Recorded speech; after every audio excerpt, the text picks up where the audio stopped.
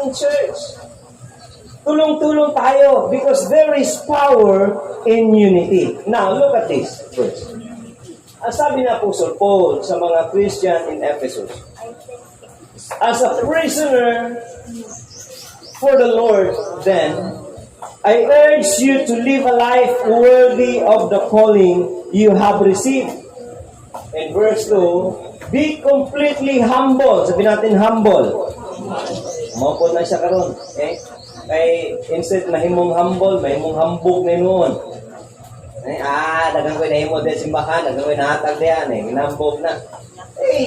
Ambag mo yan para sa Panginoon yan. You don't need para ihambog na siya. Amen? Ipamata sa mga tao, labi na kung wala nakahatag na, ako'y nakahatag diyan. Kamu, huwag mo yung ambag. Na siya na inuon mo rin, gari-ari simbahan. No!